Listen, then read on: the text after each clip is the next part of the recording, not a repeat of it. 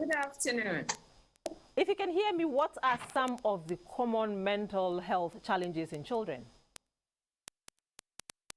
Thank you very much. The most common mental health disorders we see in our clinic include conditions like attention deficit hyperactive disorder. Classically, these are children who have a very limited attention span and very limited ability to concentrate. And that spreads over to affect their behavior and their conduct, their capacity to learn as a whole. Then the next most common condition is autism spectrum disorder.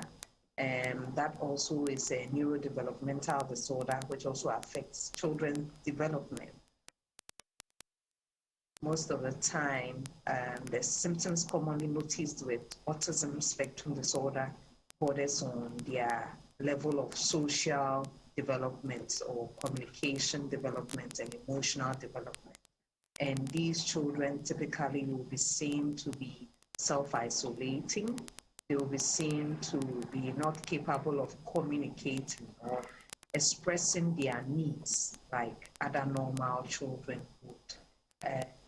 In addition to this, for the age group, we see children with epilepsy or seizure disorder. We see children with learning disabilities, and under learning disabilities, we have specific learning disabilities, problem with reading, writing, calculation.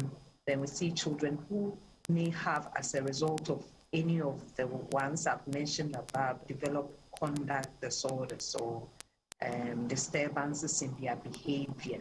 And they come off as children who appear to have a problem following rules. So, Doc, obeying instructions. So, Doc, they go on later to have problems in adult life.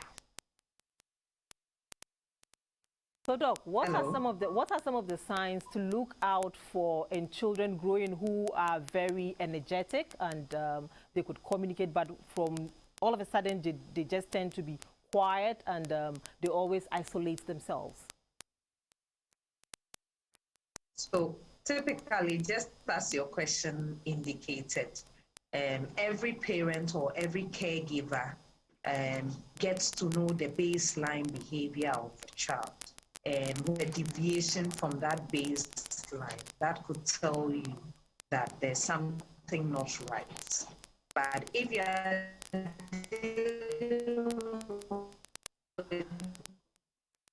the neurodevelopmental disorders which tend to have an onset in earlier childhood, then you will notice that your child's, and just to be specific, you have a child who is, say, 2 years but can't even say 5 or 10 words. You have a child who does not seem to be able to control themselves, is very impulsive. If you go to a new environment, every child initially takes some time with the system before they now interact. But these children don't seem to have any control over their behavior. They'll be touching everything, they'll be pulling at things. You have a child who is older, who is not between 4 and 5, they don't complete tasks. If you ask them to perform any tasks, as soon as they begin, they end and move on to another task. When you see some of these signs, it is good you get a professional, an expert, either a pediatrician, a child psychologist, a child psychiatrist, to evaluate so that we can tell if that child is within the age group that this behavior is out of the norm, and begin with interventions to manage these conditions.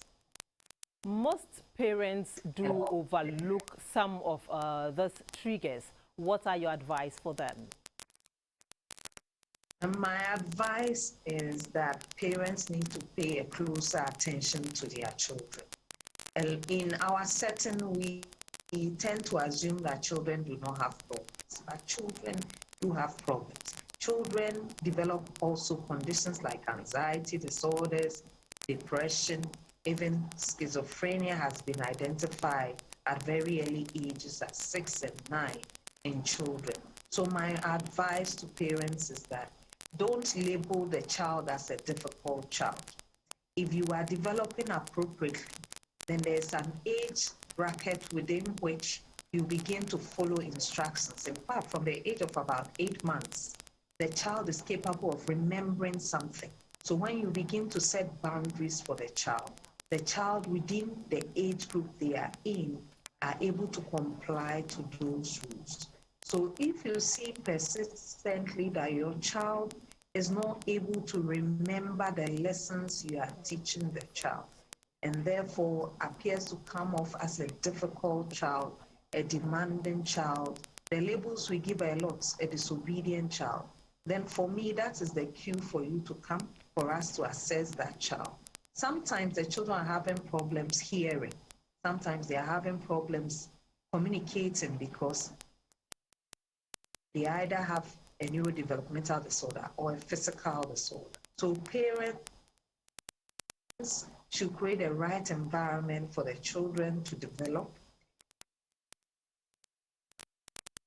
Thank you so much, and Doctor. Parents should get help of becoming somebody. Every child has potential. Thank you so